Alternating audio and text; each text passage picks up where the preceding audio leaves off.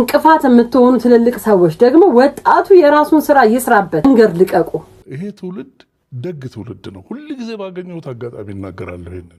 ዋው ወጣቱን የሚያበረታ ትልቅ ሰው እውነተኛ መምህር ነው ይባላል። አንዳንድ ታዋቂ ሰዎች ወጣቱን ስታጥላሉ አያለሁኝ። ይሄ ነገር ከድሮም ጀምሮ ያለ ነው። ሲጀመር የዘመኑ ወጣት ድሮ በእኛ ቀረ የሚባል አባባል ሁሉም ዘመን ላይ ያለ። በነገራችን ላይ ሁሉም በዘመኑ ደግሞ ትክክል ነው። እግዚአብሔር ቃልም እኮ ይላል ዘመኑን የዋጃችሁ ሁኑ ይላል። እኛም የነበርንበት ዘመን ትክክል ነበር። እኛ በፊትም የነበሩ እናቶቻችን የነበሩበት ዘመን ትክክል ነው። አያት ቅድመ አያቶቻችን የሚኖሩበት ዘመን ለነሱ ትክክል ነው። ወጣቱ አሁን ያሉበት እንደመደገፍ ግዴታችንም ነው። የዚህ ዘመን ልጅ እያልን ወጣቱን ምንናገር ከሆነ ወደ ኋላ ነው የሚጎተተው። ትናንትን በትናንት አልፈናቸው ነው የመጣ ነው። ዛሬ ሌላ አዲስ ቀን ነው፣ ነገ ደግሞ የማናቀው ሌላ አዲስ ቀን ነውና ያለፈውን አይደለም ዛሬ ላይ ባለው ሆነን ነው ወጣቱን መደገፍ ያለብን። እኔ በበኩሌ ወጣቱ እንደ ድሮ መሆን አለበት ብዬ አላስብም። ምክንያቱም ዘመንን ሲተካ ሰዎችን ነገሮችን ይለውጣልና። ግን ይሄንን ስል ደግሞ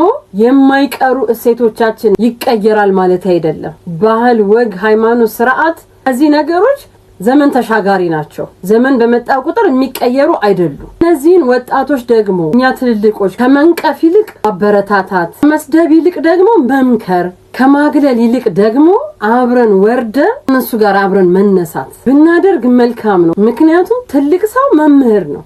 መምህር ደግሞ ተማሪውን አያዋርድም፣ አይንቅም።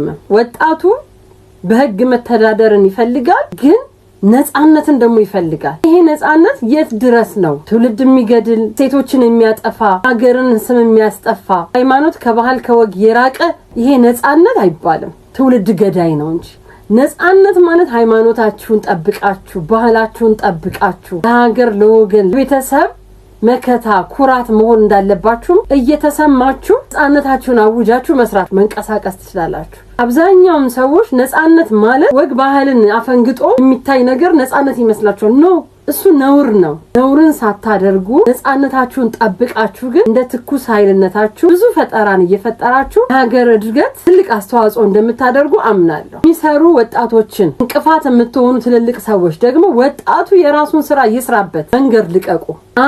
እንደግፋቸዋለን ሐሳቡን ከኛ መስጠት እንፈልጋለን የምትሉ እንደነ ሰራዊት አይነት ሰዎች ደግሞ ወጣቱ ጋር አብሮ ሆኖ ሀገር እንድትለማ ሀገር እንድታድግ ይደረጋል። ወጣትና ትልቅ ሰው አንድ ላይ ሲሆን ማህበረሰብ ይጠነክራል፣ ሀገር እድገትም ይጠቅማል። አስተውሉ ወጣቶች፣ ከትናንት መማር ይጠቅማል።